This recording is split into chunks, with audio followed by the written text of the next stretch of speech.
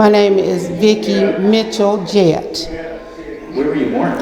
I was born in Knoxville. I grew up on Acorn Drive, which is on the backside of Oakland Community. Born and raised, married, lived here until 2001. I went to Oakland Community School through the 4th grade. At that point, schools were integrated. They closed down Oakland, and I went to Smithwood Elementary School and then to Central High School. I started school in '61, and I went to Oakland for 4 years, so that would have made it 65. And so I went to Smithwood 65 to 69, and then I went to Central and graduated in '73. Not so fun. With Oakland, I remember just the people that were there. It was all black school, so I remember the people because those were also my friends at church. I went to, and I remember the teacher, which was Miss Bailey and Miss Ralston. My mother used to cook in the cafeteria. Her name was Vickie Mitchell. There were 7, she had 7 kids. I'm number 6 of the 7. So then I went to Central High School, and that was during the integration period. So that was not such fond memories, but we got through. Well, I don't know exactly. I guess they just were kids. Kids will be kids. When I was in Smithwood School, we were younger. We didn't have any problems with the different black and white students. We didn't have any. But then when I went to Central High School, they mixed us with a bunch of kids that came from other areas, and I guess they just were not used to having to deal with blacks, and so they picked at us a lot, and there were very few of us there. When I graduated from Central High School, there were only 2 blacks. I was one of the 2. Okay, so yeah, that's probably enough. I played softball, and I played until I was about 14 or 15 at the Fountain City Ballpark. My brother, who was next to me, my older brother that was next to me, played high school basketball, and he was exceptional player over there. They still have his trophies and memorabilia at Central High School, but he graduated Central High School, and then he drowned a week afterwards at the Fort Loudon Lake, I think it is, down in Concord. Yeah, so, yeah. I don't remember doing a whole lot of activities after school. Did you all do much as a family? No, just played together. There were so many of us, we kind of couldn't afford to do a lot. How many siblings did you have? There were 7 of us all together. Went to this church, Foster Chapel Baptist Church. All my life, I was at this church. My father's name was Eugene James Mitchell Sr., and my mother's name was Lillian Alberta Ollie Smith Mitchell. Where were they from? My father is from Montgomery, Alabama, and my mother is from Harriman, Tennessee. My mother was stay-at-home. She cooked here at Oakland Community School for a little while. I'm not sure how long, because I don't remember her actually cooking when I was in school here. So I don't remember how long she did that. and then she just kind of worked cleaning houses for a little bit. My father worked at Roman Haas, and he was a chemical operator, I think, at Roman Haas. Where is that at? It's over by the university, and I don't know the name. I think it's Dale Avenue. We just kind of played with all the kids in the neighborhood and with our family. So no, I did not do a whole lot. Did your parents do anything outside of work? Maybe, but I don't remember what it was. Where were your parents buried at? In the cemetery behind the church here. Well, I did not know my father's parents, but my mother's mother is buried in the back. She was a mother of the church here. Her name is Rosa Smith, and her stepfather is also back here buried. His name is, he was Reverend Leonard Smith. So you grew up here in Oakland? Mm-hmm, yes. Can you tell me about what life was like here in Oakland? It was real laid back. Wasn't a lot of people here at that time.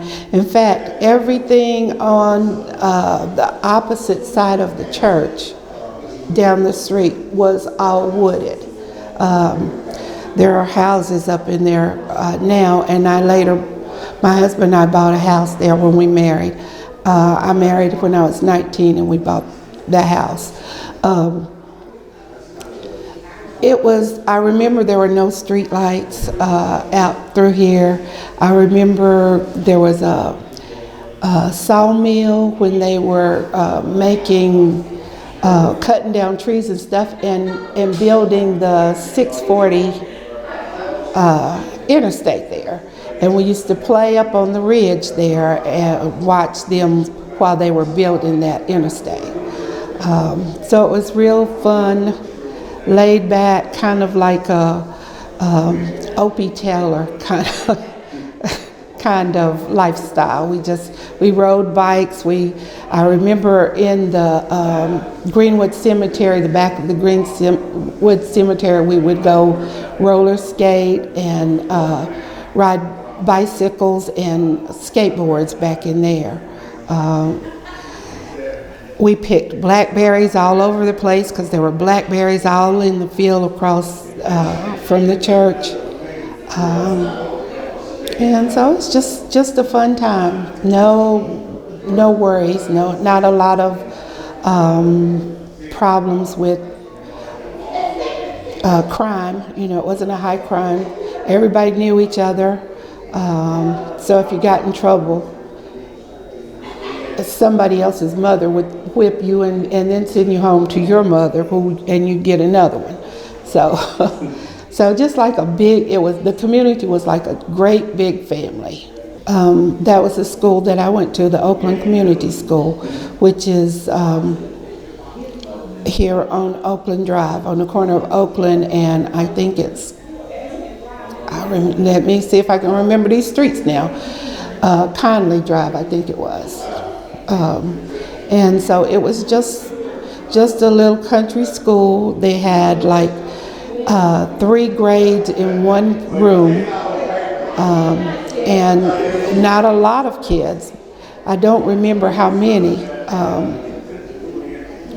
there were in it, but it was just fun. I remember we used to do May, since this is May now, I remember on May Day we used to do the May Day wraps. We wrapped the pole with ribbon, the flagpole. We'd wrap it all, and people came from all over to this school. And it wasn't just a community school, but it was people coming from other areas around, like the Daney community and the Oak Grove community, and others that I don't remember.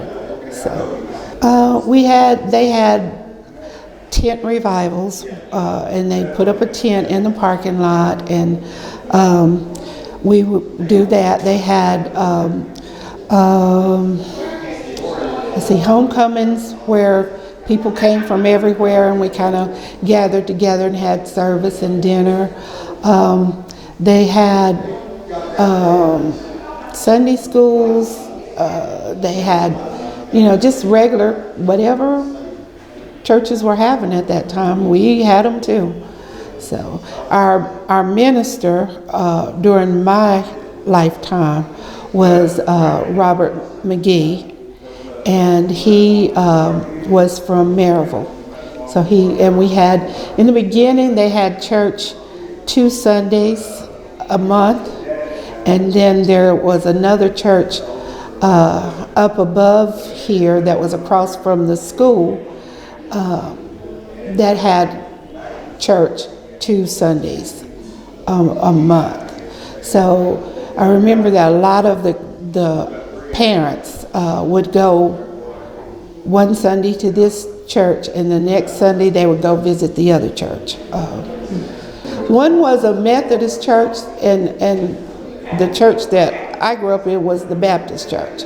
So I guess that's why it was split up, because they were both small churches, and just to make up the people, the numbers, I guess, they did it that way. I as a child, looked forward to the Easter because they would have the egg hunts, and we were allowed to do that kind of stuff. We also had activities at the Baptist church. We had activities where we would go and have picnics in the schoolyard, which is now Oakland Center. It's considered Oakland Center. And we would go up there and have big picnics. So I liked those kind of things as a child. The congregation, the people, and praise and worship. Well, it wasn't praise and worship, but just church services in particular, because the Baptist church was kind of a high-strung